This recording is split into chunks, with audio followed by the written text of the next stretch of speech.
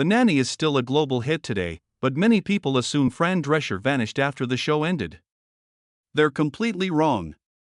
In 2021, she quietly became one of the most influential figures in Hollywood, someone whose power most people don't even realize.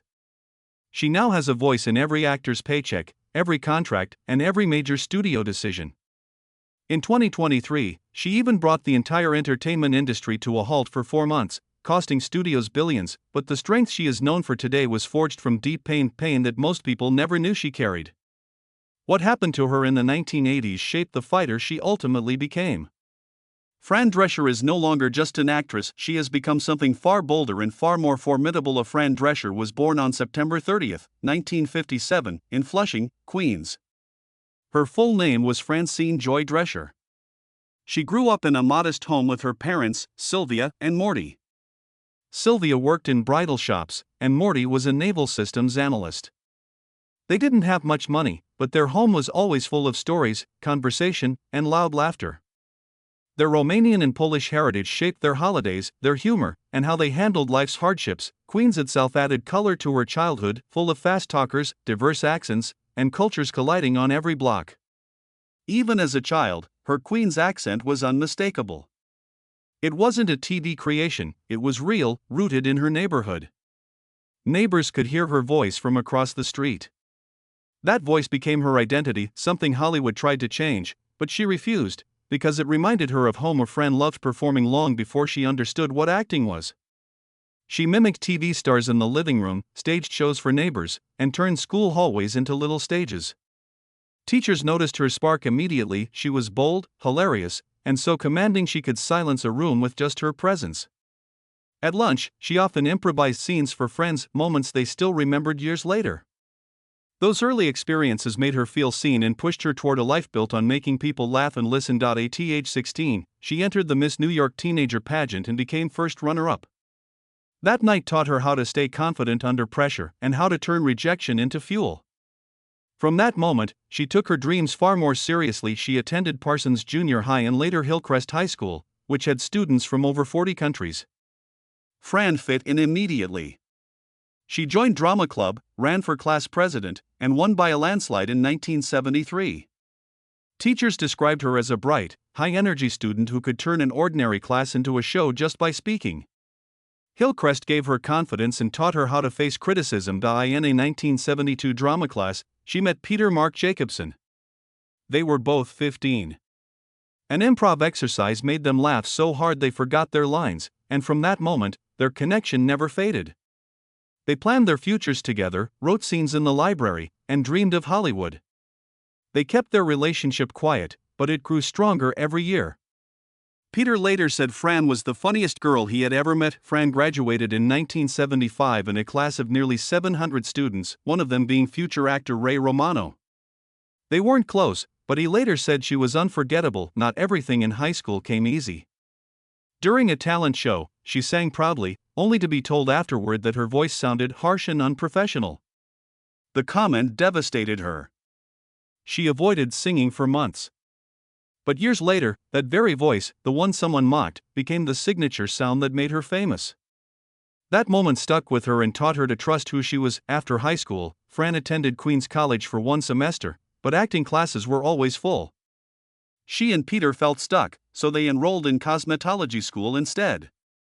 She cut hair for $12 a cut and saved slowly. In 1976, they moved to Los Angeles with just $200, sleeping on couches and scraping together money with receptionist and hairstyling jobs. Her first tiny break came in Saturday Night Fever, 1977, earning just $100. But her improvised line to John Travolta got her noticed. More small roles followed, like American Hot Wax in 1978, but Hollywood kept typecasting her as the loud Queens girl. She faced over 200 rejections in the early 80s. Casting directors mocked her accent. One soap opera dismissed her the moment she spoke. She thought about quitting, but she kept going. In 1985, she finally landed a role on Princesses, only for the show to collapse after 4 episodes.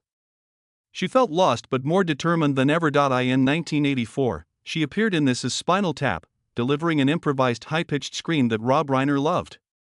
But once filming wrapped, nothing changed for her. She still struggled to pay rent. She even worked in phone sex lines to survive. Auditions went nowhere. Groceries became stressful. She later said those years taught her resilience, though at the time, they felt like a dark tunnel with no end. By the early 1990s, she found small voice acting jobs, like in Captain Planet, but felt invisible. Executives mocked her look and her accent, calling her too ethnic for TV. Those comments stayed with her and would later influence her fight for equality as a union leader. She did short guest roles on Full House and Elf, earning only a few $100s per episode, barely enough to pay rent. She made kids laugh on screen, then went home to anxiety about money. Then, in 1991, everything changed on a flight home from a family wedding. She happened to sit near Jeff Sagansky, the president of CBS. She pitched him an idea about a loud Queens girl working for a wealthy British family. He loved her humor and energy. Within months, he greenlit a pilot. That chance encounter turned years of struggle into opportunity, but behind the successes, Fran carried a dark secret. In 1985, at age 28, two armed intruders broke into her home. Fran, Peter, and a friend were tied up and blindfolded. Fran was assaulted at gunpoint for over an hour. She survived, but the trauma left deep scars, nightmares, PTSD, distrust, and fear that lasted years. She kept it from her parents to protect them. In 1996, she helped police identify one of the attackers, Robert David Marcus, during renewed investigations. Her bravery helped bring him to justice, offering her a piece of closure she desperately needed. In 1992, she and Peter finally created the Nanny, drawing heavily from her real life, her parents, her Queens upbringing, her voice, and her humor. When CBS doubted her, she walked into the pitch meeting in full Fran Fine character and performed the entrance scene live. The room erupted. The show was greenlit instantly. Charles Shaughnessy was cast in 1993 after dozens of British actors auditioned. The first season had only a $1 million budget, so they shot in real New York locations to save money. Fran fought for a co-executive producer credit, an unusual demand for women at the time.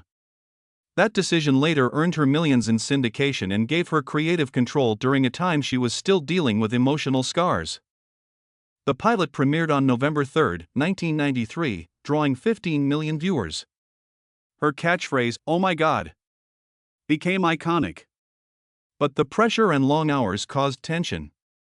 The workload strained her marriage to Peter, even as the show soared. By season 2, The Nanny ranked in the top 20 shows. Fran earned Emmy nominations in 1994 and 1995. But the famous voice also physically strained her. 14-hour days left her throat raw, and she had to work with coaches to sustain it. In 1995, she began directing and fired a writer for sexist jokes, setting a tone for respect on set. She even paid for therapy sessions for the cast when tensions affected morale, an unprecedented move at the time. By season 5, she was earning $500,000 per episode. But the pressure intensified. Her marriage eventually ended. The show wrapped in May 1999 with nearly 20 million viewers. Entering 2000, Fran thought she was simply tired, but something far more serious was happening inside her body. For 2 years, she experienced abnormal bleeding. 7 doctors dismissed her concerns. Only the 8th finally ordered the biopsy that revealed stage I uterine cancer. She was 42. In February 2000, she underwent a full hysterectomy. She entered early menopause and struggled emotionally with the physical and psychological loss. She believed unprocessed trauma from the rape she endured at 15 was connected to her illness. Doctors never confirmed this, but Fran felt the connection in her heart. She turned her experience into advocacy. In 2001, she wrote Cancer Schmancer, exposing how easily her cancer was missed. Her honesty inspired millions to demand better care and trust their instincts. The book became a movement long before the movement had a name. She remained cancer-free with strong survival odds, but emotional healing took much longer. Her marriage to Peter ended in 2003, though they later rebuilt a close friendship. Her work, especially her powerful 2001 Law & Order (SVU) episode, proved she could channel trauma into meaningful art. Critics praised the raw honesty of her performance. In 2011, she and Peter reunited creatively to make Happily Divorced, based on their unique post-marriage relationship. It attracted over 1 million viewers and showcased a modern, healthy approach to relationships. Her voice acting in the Hotel Transylvania franchise earned her millions and helped push the series to more than $1.2 billion worldwide by 2018. She continued taking risks, directing films, launching podcasts, and exploring new creative paths even when projects failed. In 2007, she founded the Cancer Schmancer movement, which eventually raised over $10 million and funded thousands of free cancer screenings. Her work helped pass the Gynecologic Cancer Education and Awareness Act, improving healthcare access for millions of women. Her influence extended beyond entertainment. In 2008, she became a U.S. State Department envoy for women's health, traveling worldwide to advocate for early detection and patient rights. Then, in 2021, she reached a new level of leadership when she was elected president of SAG-AFTRA with 81.4% of the vote. In 2023, she led actors through a historic 118-day strike, the longest in the union's history, fighting for fair streaming pay and protections against AI. Her speeches went viral, collecting over 100 million views. She negotiated over $1 billion in gains for performers, securing protections for voice actors, stunt performers, and background actors for the first time in decades. Today, Fran Drescher is far more than the star of The Nanny. She is a survivor, an advocate, a leader, a voice for the unheard, and one of Hollywood's most powerful forces, shaped by pain, strengthened by resilience, and driven by a deep commitment to justice, health, and equality.